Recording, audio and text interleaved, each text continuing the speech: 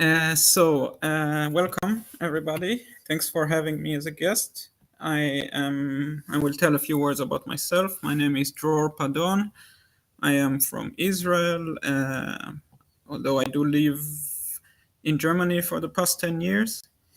I play regularly for the Israel Open team and professional bridge around the world, and I'm happy to do this board review here. I will start with the defense hands. They all had a common thing that all of them were defending against 3-no Trump, and it was all kind of entry management situation. So before I will bring up the first board, I will say about no Trump defense. There is some basic difference between defending no Trumps depending on the level of the contract. It is different when one defends 1-no Trump. It is different when one defends 3-no Trump. It is different if we defend 6-no Trump. And 3-no Trump is kind of a topic of its own because we don't have many high card points and we only need to take 5 tricks. So usually the strategy of defeating 3-no Trump contracts is focusing on one suit, trying only to find the best suit that usually the bidding or our hand will let us know, and sticking to that suit. Of course, there are always exceptions and things always change after the opening lead. And these 4 hands, all of them in common, belong to the family of hands that we are trying to set up in defense our 4 suits. Our main suit, and there are some technical situations and positions to see how we manage as a partnership and also as individuals to make it happen and defeat the no Trump contracts. So we'll start with this hand. So yeah, the bidding was 90% of the tables was just 1-no Trump, transfer to spades, 3-no Trump or pass. And we are on lead with the north hand, leads 4th best or whatever lead system we play. Guns absolutely normal to lead the heart. And declarer wins with the 10. And declarer has, in 100% of the tables that I was kind of reviewing afterwards, crossing to dummy in clubs and taking a diamond finesse. And here is the critical point now. So usually the race in 3-no Trump between defense and declarer is defense is trying to set up their one suit. They only have one suit. They don't have many points. They only have one main suit that they're trying to set up. And the declarer is trying to make sure he has 9 tricks before the defense sets up enough winners in the suit they led that they take 5 tricks and set the contract. The important thing about this race is that for the defense to prevail and to win the race, the hand that has the long suit that was set up needs to get in at the end of the process. I see somebody wrote here, I've jumped with the ace and played the 8. That's exactly the point of this hand. Even though usually when declarer is taking a finesse, we are usually playing second hand low. Here, because we are the partner of the hand with the long suit and that was led and tried to be set up, this is the time to jump ace and then immediately play the suit. And in this example,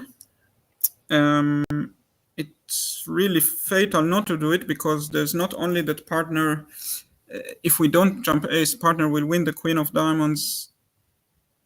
The first problem here is that his entry is gone and he will never be in hand, or she will never be in hand anymore to set up the hearts once they are set up. But in this example, it's even impossible for partner to play hearts again because of the menace situation in the heart situation. declarer still has the ace queen. So it was, in this example, almost like a 2 or 3 tricks difference if we jump with the ace of diamonds here or not.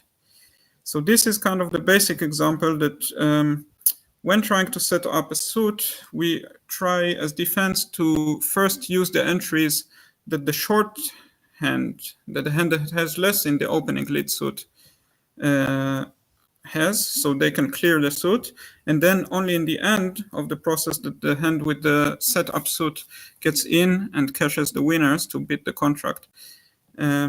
This is the first example of 2 for this kind of thing. Are there any questions for this hand? I think it's the easiest one. Okay, I think I will go on with the second one. All right, so once again, a hand that is very straightforward with the bidding. I hope most tables were kind of just 1 or 3. No, it could be that the West hand decided to overcall over a no trump, or if people play weak no trump, then they for sure overcall the spade. But it doesn't really matter. I think most of the tables just played 3 no trumps and a very routine and easy queen of spade lead. So now declarer basically has nothing else to do. Again, I kept the hand to a pretty simple principle of defensive problem and not to make it also trouble for declarer. There's only one suit to go after for declarer. This is the clubs.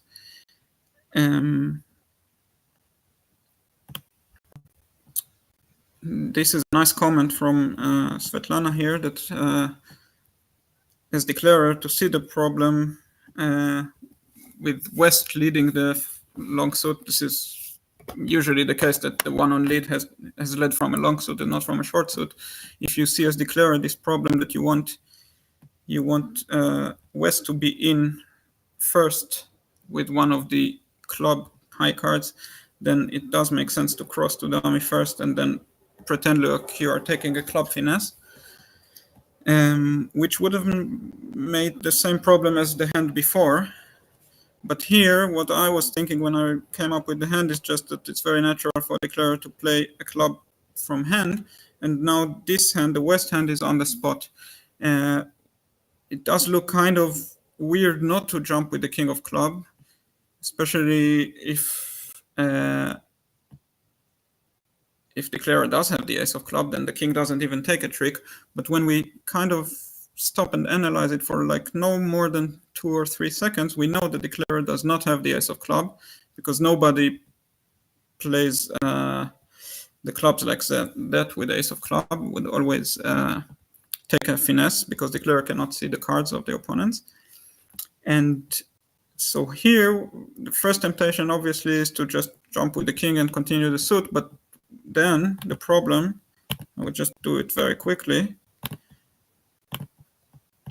is that declarer can duck a spade, and then we are, as the West hand, out of entries. Once partner is in with the ace of club, they don't have another spade, and the hand will easily make. So once again, this is kind of at least what I tried. I tried to be from the, what I've been doing here, some stuff. Okay.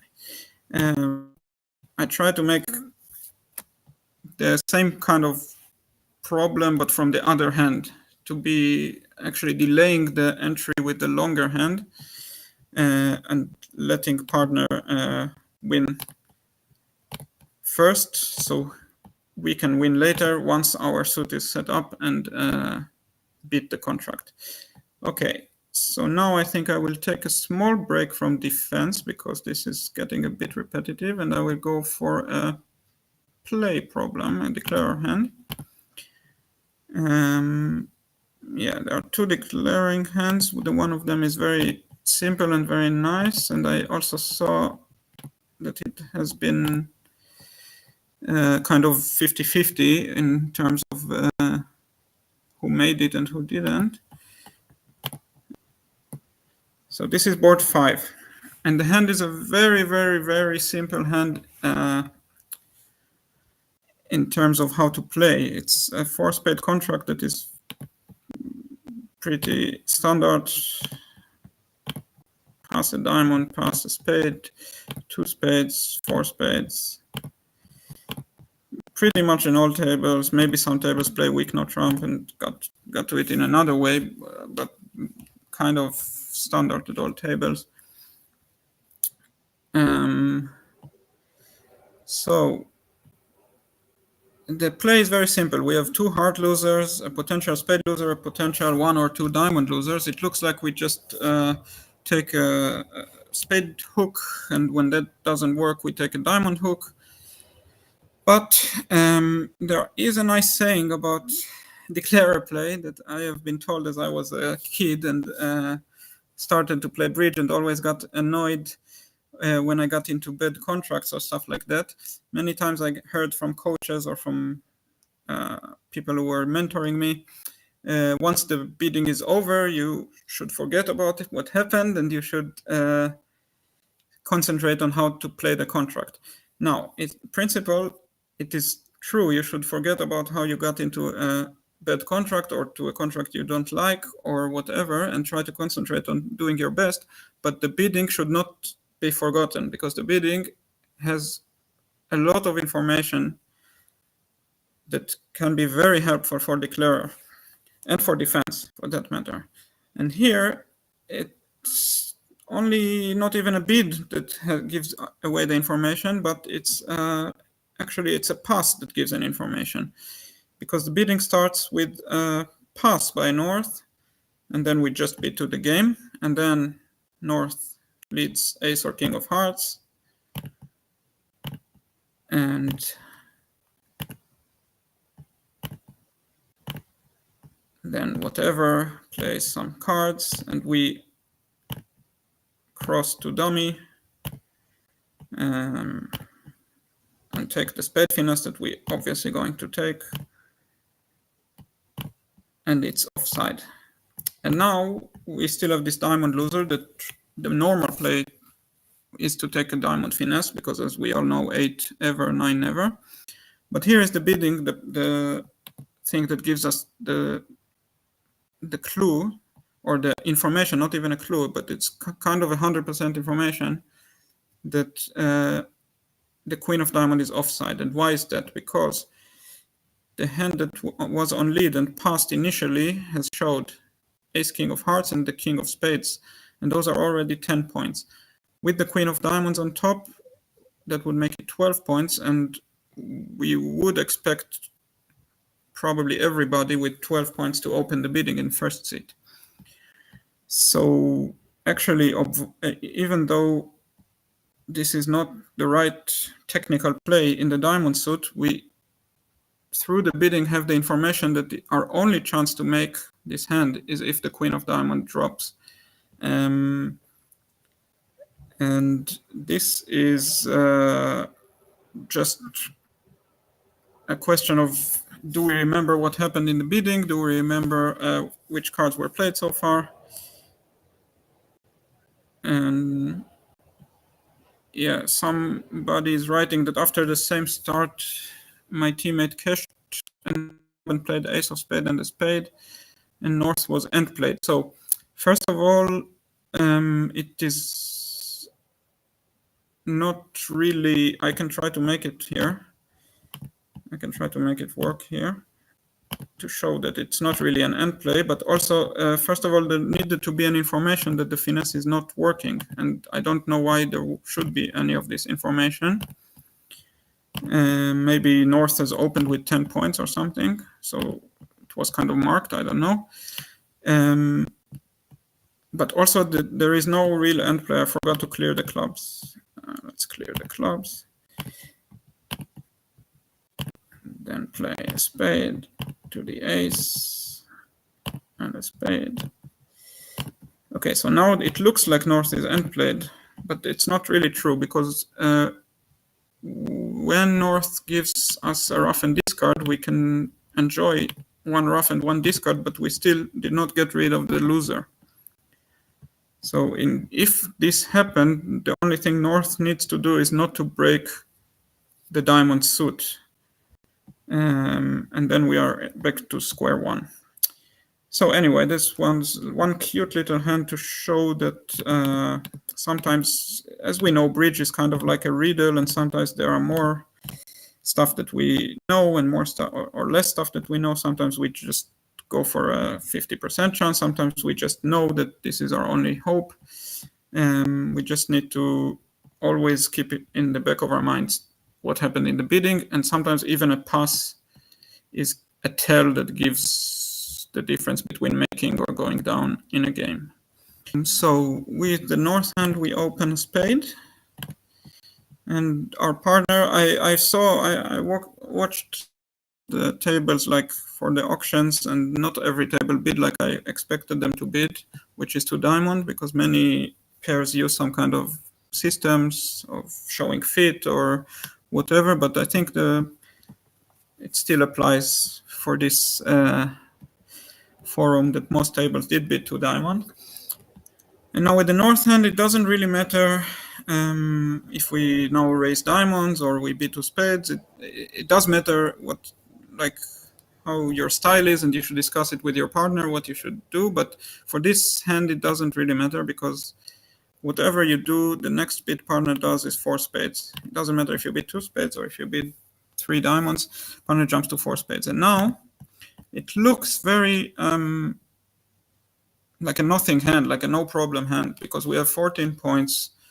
Sure, they are nice and sure they are good, but we have 14 points. Partner jump to game, could make stronger bids, I'm sure, in every system, and we are just passing and moving on to the next hand. But here comes the judgment or the kind of imagination with slam hands, that we kind of want to think what partner cards are, what kind of hand does he have, and then try to play the hand with these cards and see what we can make. So this hand is true that it's only 14 points, but the 2 diamond bid of partner, which in most partnerships shows 5, maybe some of them it only shows 4, makes this hand very, very strong, because if I give partner ace third of spades and ace diamonds, then that's only 2 aces, which are 8 points. I'm going to have 6 spade tricks almost always, 5 diamond tricks 68% of the time when the diamonds break, and a club. So 6, 5, 1. And I also have the loser's problem covered because of my singleton in heart. So I will not be able to lose 2 heart tricks or 2 club tricks because I have the ace of clubs. And just with 8 points that are just the right points and the right cards, because the 2 diamond bid suggests 5, I know I'm in a very good slam. Now, partner doesn't have 8 points because he has bid 2 over 1. So he has, let's say, I assume most of you play 2 over 1 game forcing, but even if not, it still shows 10 points at least. With fit, it should be 12 points, because if we had only 10 points and fit, we might have used a limit raise kind of bid. That is the reason that this hand actually with the 14 points is a slam drive. So my auction would be over 4 spades to ask for key cards, just to make sure nothing is missing, because sometimes we could miss 2 aces. And partner answers 5 hearts. And now we can bid the court slam. So I've seen that many tables didn't bid 1 spade. Well, they didn't bid 2 diamonds over 1 spade, which makes it much, much, much harder to get to this slam. So basically there are only 26 points. But actually we don't even need those 26. We don't need the queen of hearts. We don't need the jack of spades, kind of. The jack of diamond is very, very helpful in case the diamonds don't break. Now about the questions of rebid over 2 diamonds. So it kind of depends on the question if you play 2 over 1 game forcing or not, and also if you don't play 2-diamond game forcing, whether 2 spades by you or 3 diamonds would be forcing. I can't really answer that because I don't think it's easy to play when 2 spades over 2 diamonds is non-forcing or 3 diamonds is non-forcing. This stuff to discuss with your partner, how to continue over 2 over 1.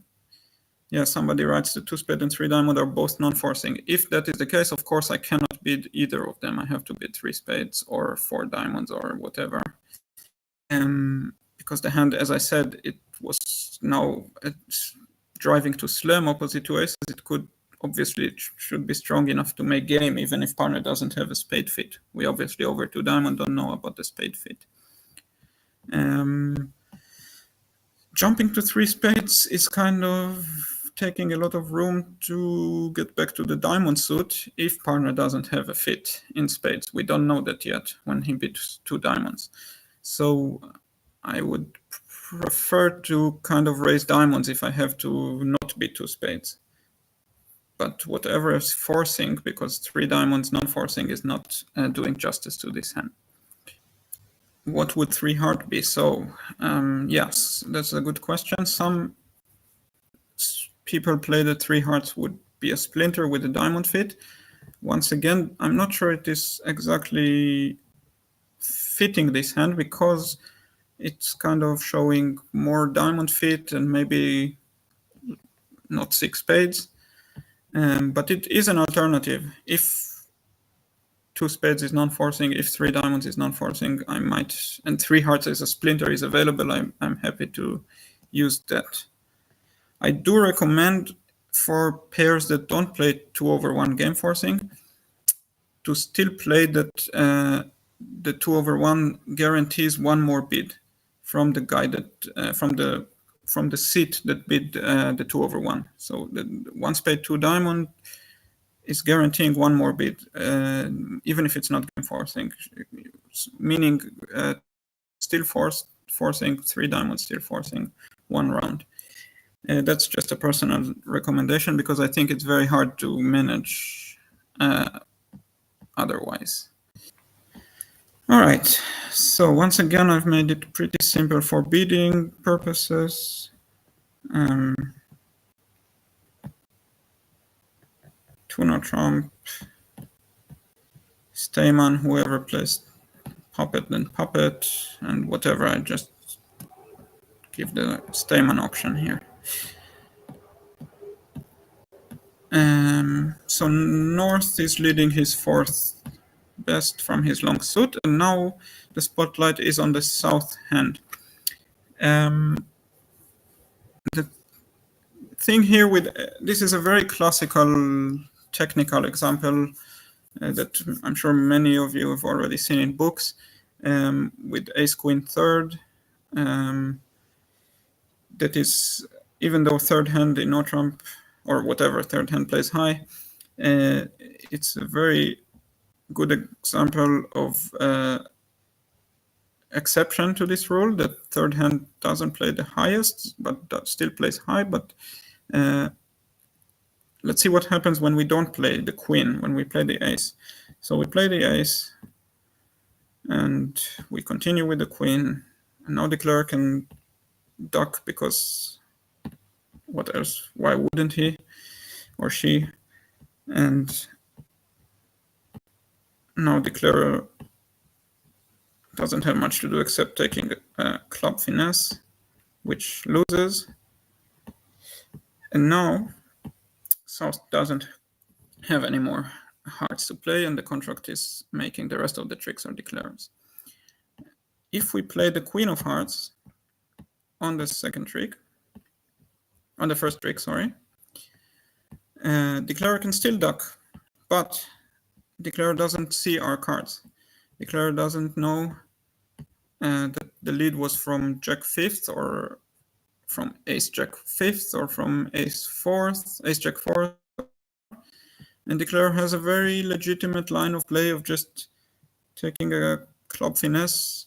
If it's onside, there are many, many tricks.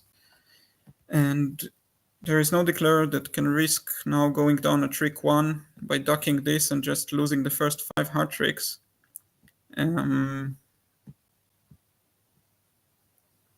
So actually the play of the queen here doesn't really technically do anything, but it does conceal who has the ace of hearts and makes declarer makes it impossible for declarer to duck the first trick.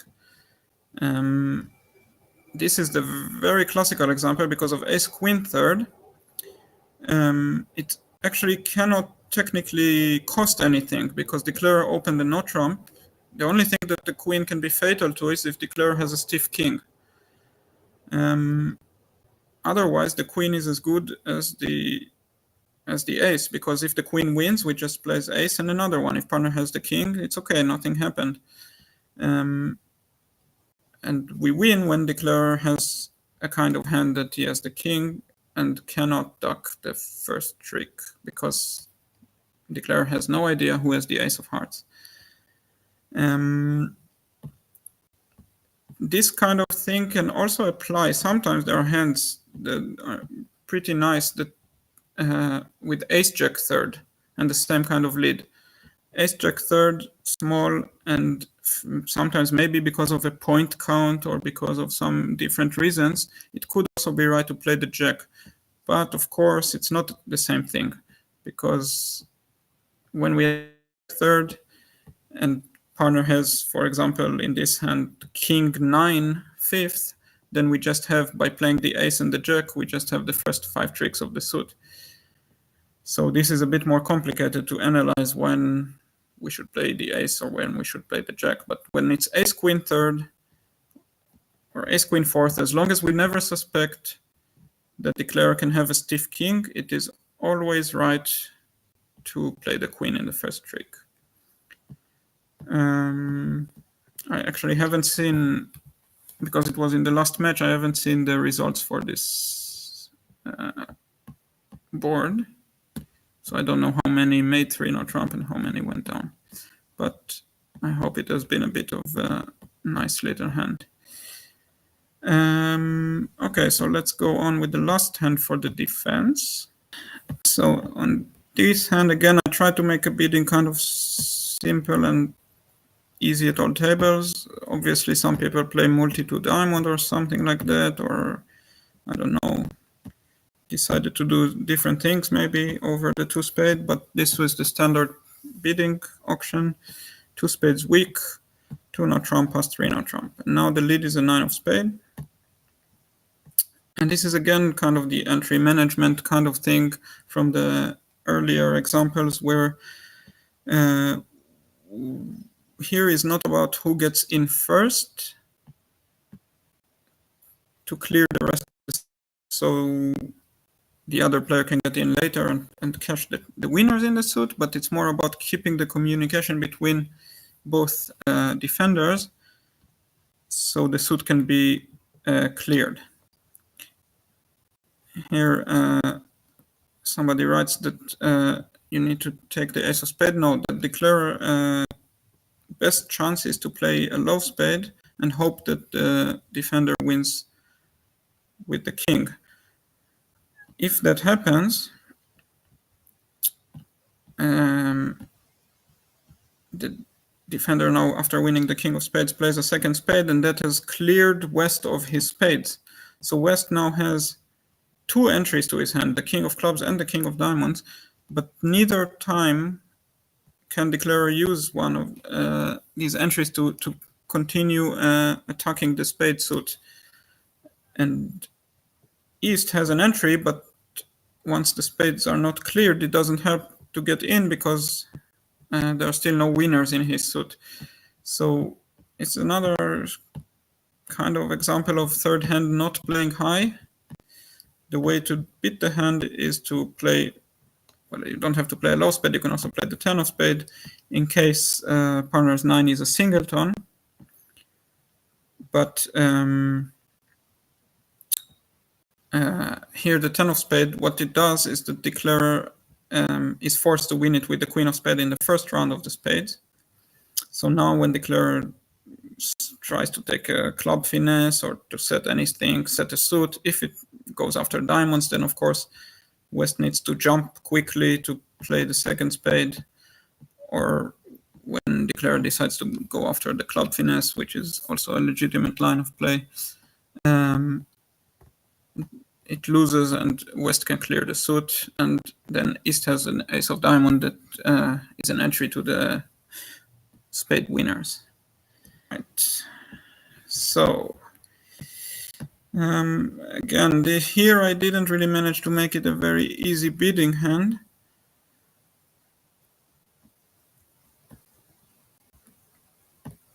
But there are many, many points, and the 9 card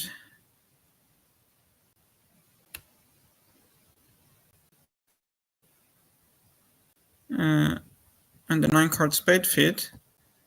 So there are many ways to get there. One way is to break the transfer with the 4 card nice hand fit and then just reach slam. Another way, if we decide that the hand is minimum and not break the transfer, then we use a quantitative situation with 16 points in the balanced hand.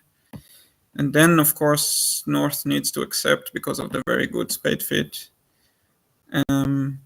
I didn't see, because it was in the last match, how many got to slam, if most of people got to slam or not. I hope that yes. And now it becomes a declare play problem. So a lead is not very relevant, although it is worth noting that we should take the hard finesse on the lead. It's like a free chance to see, because if the jack holds the trick, we might be able to pitch 1 diamond on the ace of hearts and 1 diamond on the 4th club. So we might have a different plan. But for this matter, that jack of hearts gets covered by the queen. And now we need to decide what to do. So we have basically a couple of finesses to take. One of them is a diamond finesse and one of them is a spade finesse. And we also have to hope that the trumps kind of split well.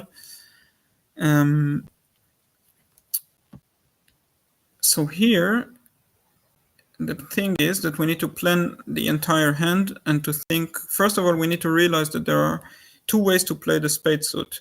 There is one way to play the spade suit if we afford to lose any tricks in spades, and that would be a spade to the queen, and then ace, hope for the king on side, and the 2-2 break. And the other way is if we can afford 1 loser in the suit, and that would be to start with the ace of spade and then cross to the other hand and lead a low spade towards the queen, which caters for, in this case, only stiff king. But for example, if we had the 10 of spade as well, and we were only missing the king and the jack and not the 10, it would also cater to many hands like king jack doubled on offside and stuff like that. Just making sure we don't lose 2 tricks and have to guess later or something like that.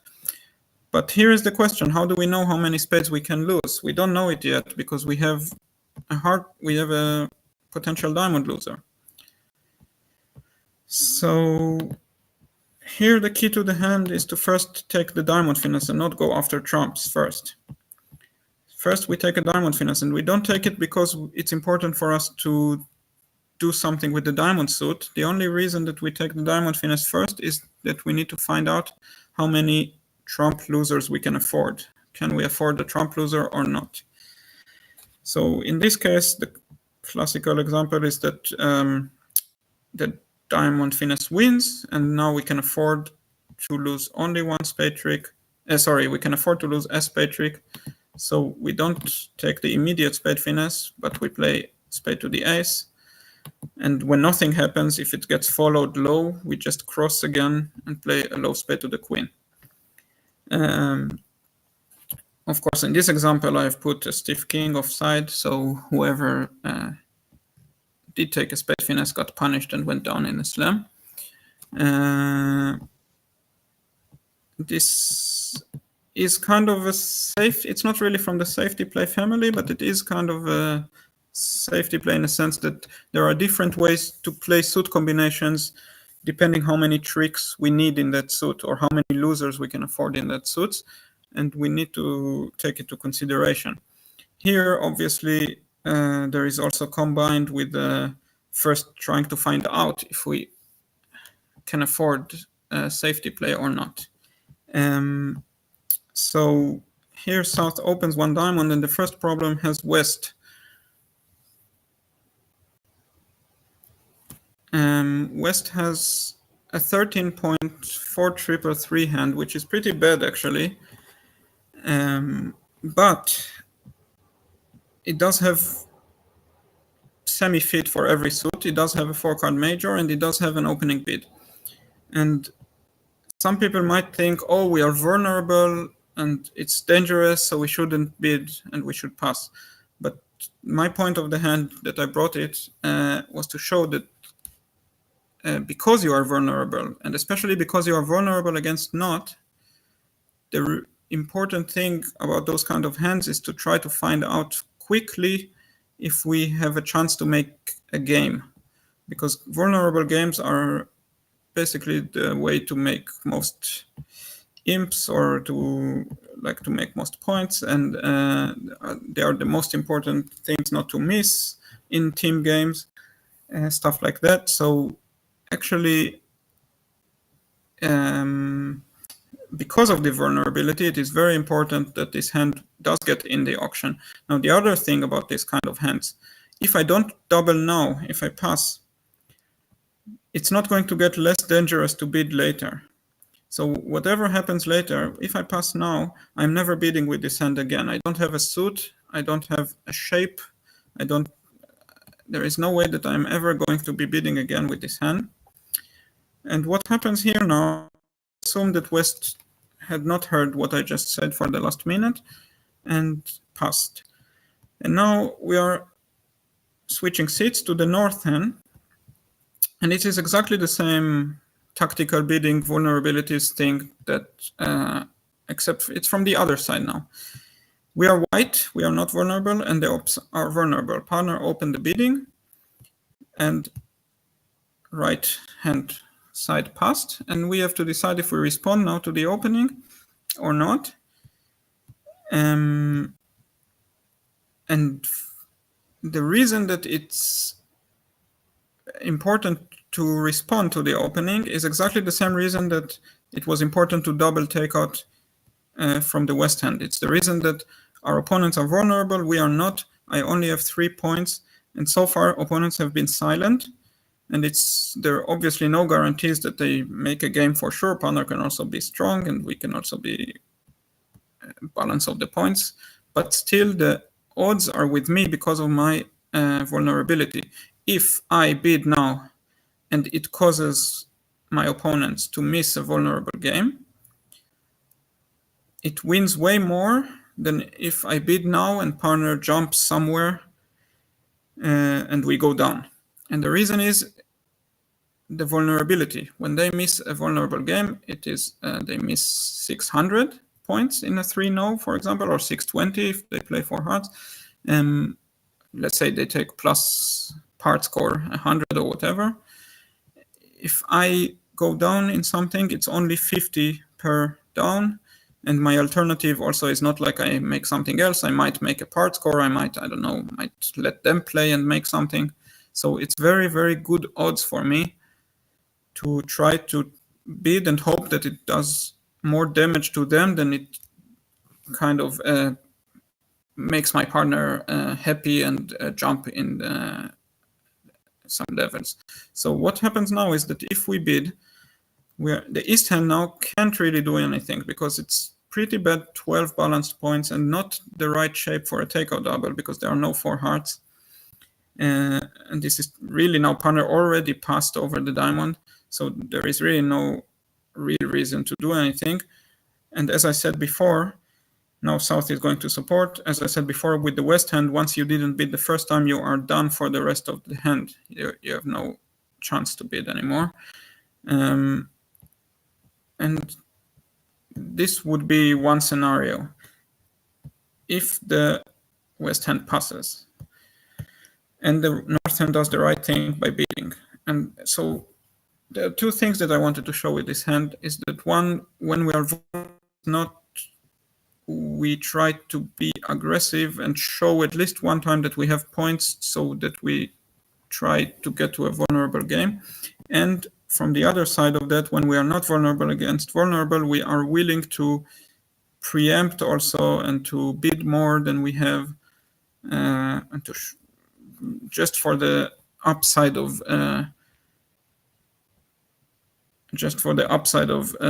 causing the opponents to get it wrong and miss a vulnerable game. So now the question here, what happens if you double over the one diamond? So if you double, with the north hand, there is now no reason to bid because you're not bluffing anyone anymore. They've already showed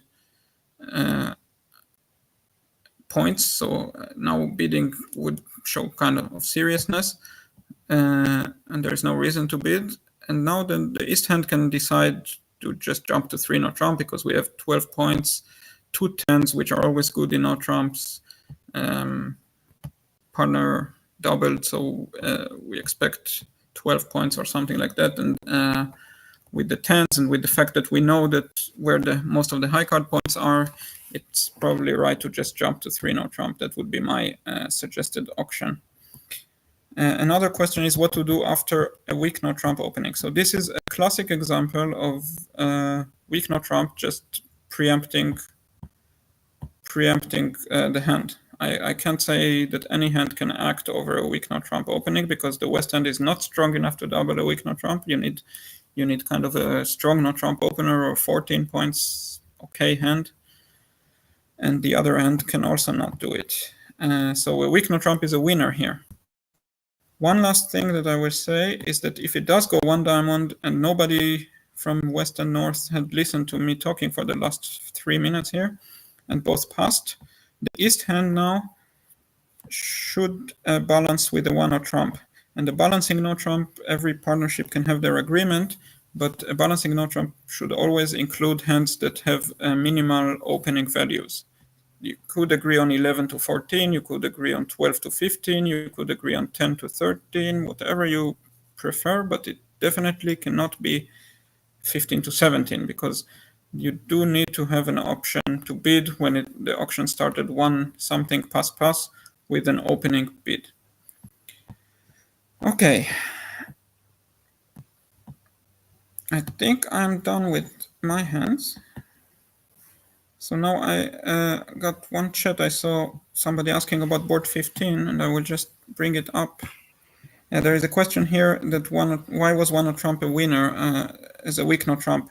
Yeah, the reason that it's a winner, it does show 12 to 14, but the difference between doubling takeout 1 diamond and doubling a no trump to show points is a big difference because when you double 1 diamond, you can still stop at the 1 level. Your partner has a lot of room to show more different types of hands. And you're also not expected to have as much as you are expected to have if you double a weak no trump.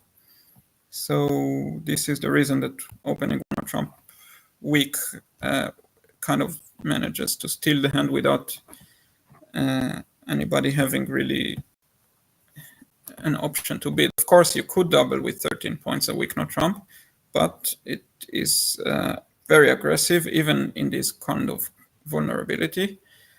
And it might just get you to some different kinds of trouble that you would not get into by doubling 1 diamond. All right, so board 15, and I think with that I will also finish. So let's see, South has a 1 diamond opening,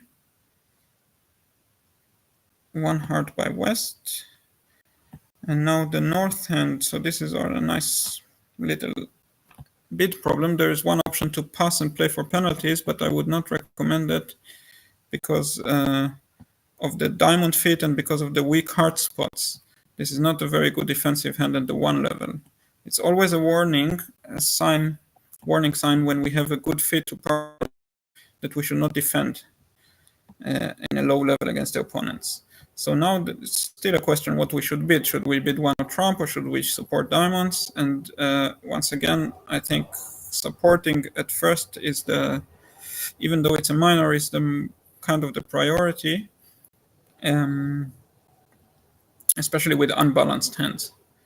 Because even though we have a heart stopper, we still don't know about the rest of the suits, and we will have time to show a heart stopper if necessary later, if we decide that the hand belongs in a higher level.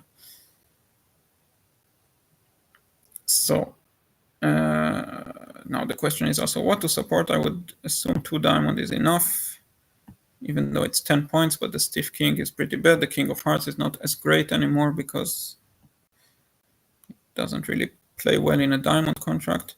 And the east hand doesn't really have anything to do. It just passes, I would assume. Even though with the 6-5 shape, but there's just not enough values to do anything. You could decide in this vulnerability to bid 2 spade, maybe. Just hope to find a cheap save. Maybe it is actually a valid point with this shape. So it could either pass or bid 2 spade. And then I guess South would just compete. And East might compete as well. Not clear to me what the end contract would be. It could be that that North, in order to get to game in diamonds or in no trump, I guess they both make. In order to get to game in diamonds or in no trump, North needs to do a bit more than just bidding 2 diamonds. I hope I kind of answered this question. There is obviously the option that East is going to save over 3 no if East gets in the bidding and gets a support from partner. Yeah, 2 heart over 1 heart is an option. It's definitely an option that Connie was writing. What do you think about 1 trump with the north hand is also an option. As I said before, it is an option. I don't like to bid 1 trump freely, like over an overcall with an unbalanced hand. But it is an option. It does give across a lot of useful information. It gives across the heart stopper. It gives across the points. 2 no trump is to me even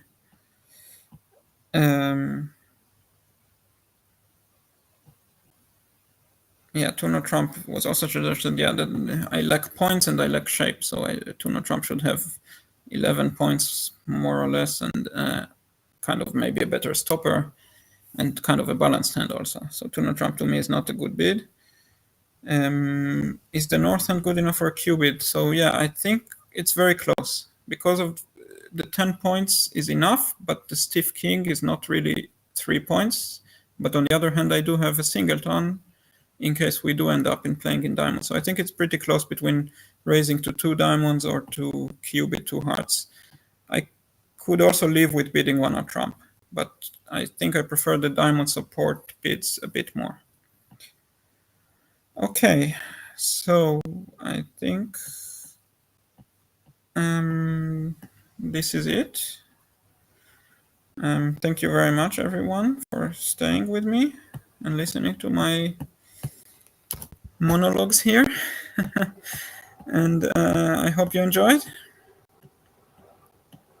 Yeah, and hope to see you sometime in the future. I will now close. Thank you very much, everyone.